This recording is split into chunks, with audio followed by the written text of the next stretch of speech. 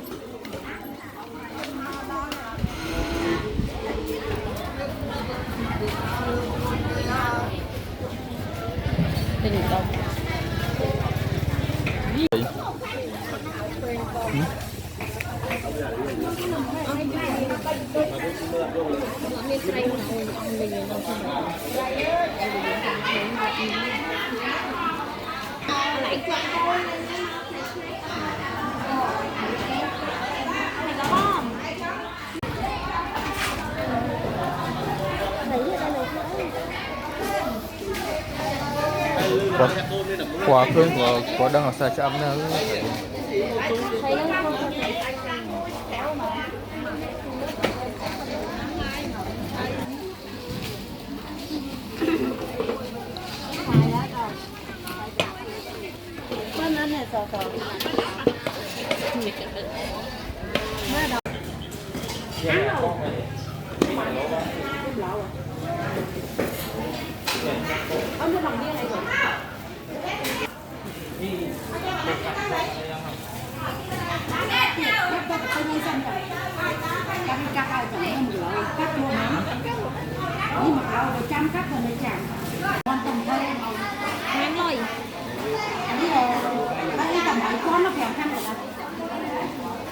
anh ấy đi phun đã phải phun cho nó dương sẽ đọc như nào thì mà con rồi nhưng mà sao tôi hay trên vô tờ tắt thì lại hay chương vô đấy tên hai rồi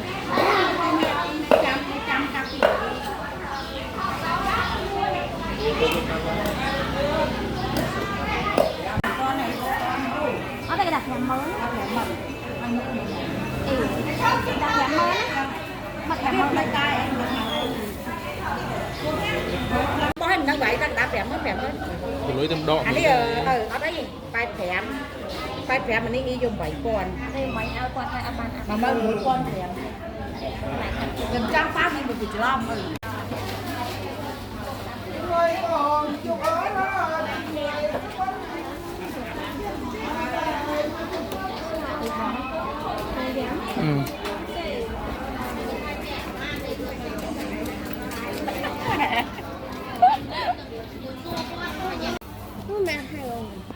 Dia tu ni bawang banyak.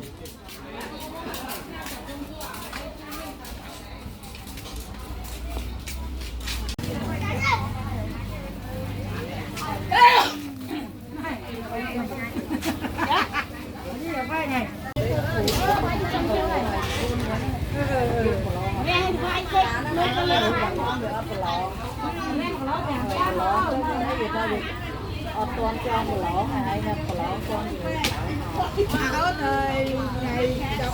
ôi ngày tối bao nhiêu nhà bác ăn 40 à cái nó về không thèm nữa nhỉ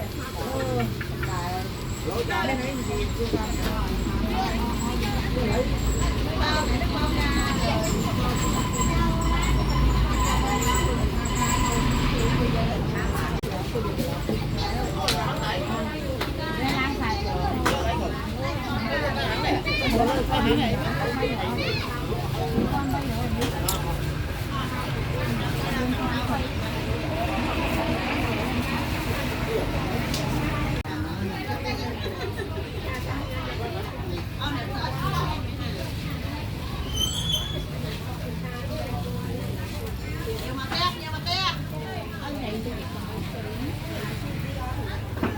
khả năng của nó ngoài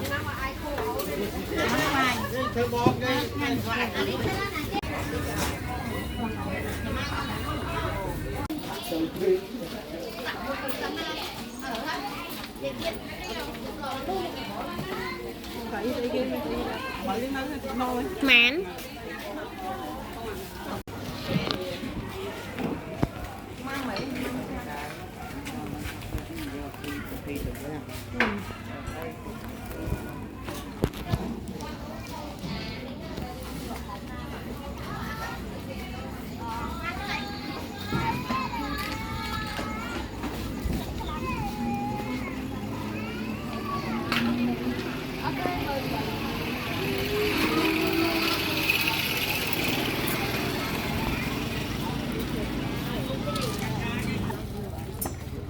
châu Sri Lanka gì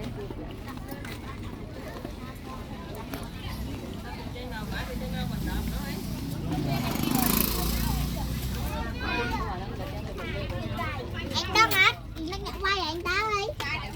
Hả? Đi đá tôi bắt học đấy này.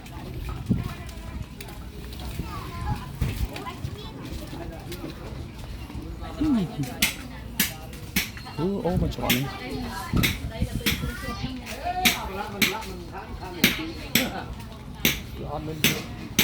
Từng cả cồn.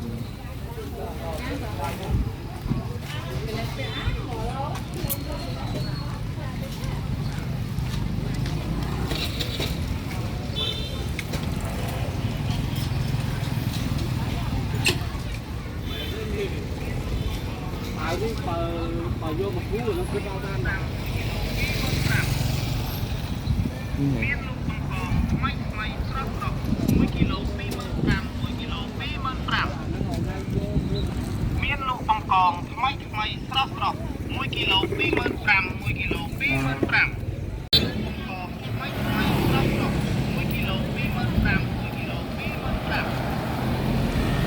miên lục bằng còng mấy mấy sắp sắp 1 kg 25 1 kg 25 1 kg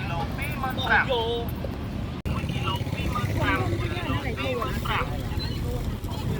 miên lục bằng còng mấy mấy sắp sắp 1 kg 25 1 kg 25 miên lục bằng còng mấy mấy sắp 25 cuối ai miên nó lục phải bằng còng mấy mấy sắp sắp 1 kg 25 1 kg 25 miên lục bằng còng mấy mấy sắp sắp 1 kg 25 1 kg 25 miên lục bằng còng mấy mấy sắp sắp 1 kg 25 1 kg 25 miên lục bằng còng mấy mấy kg 25 1 kg 25 miên lục bằng còng mấy mấy sắp sắp 1 kg Là vậy chứ không phải chứ miên lục bằng còng mấy mấy sắp sắp 1 kg 25 Miên đằng này. miên lục bằng còng mấy mấy sắp sắp 1 kg Này, không rồi.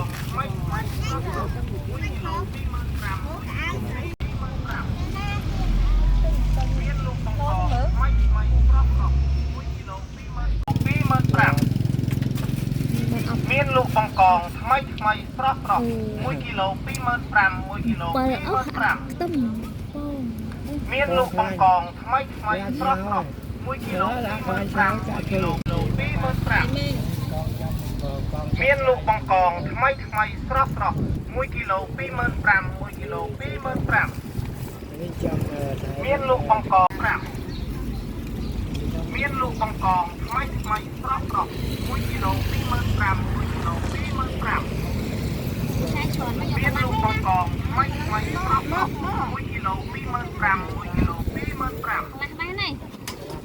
miên lục bằng còng mấy mấy sắp sắp 1 kg 25 1 kg 25 miên lục bằng còng mấy mấy sắp sắp 1 kg 25 1 kg 25 miên lục bằng còng mấy mấy sắp sắp 1 kg 25 1 kg 25 miên lục bằng còng mấy mấy sắp sắp 1 kg 1គីឡូ25,000មានលោកបង្កងថ្មីស្រស់1គីឡូ25,000 1គីឡូ25,000មានលោកបង្កងថ្មីស្រស់1គីឡូ25,000 1គីឡូ25,000មានលោកបង្កងថ្មីស្រស់1គីឡូ25,000 1គីឡូ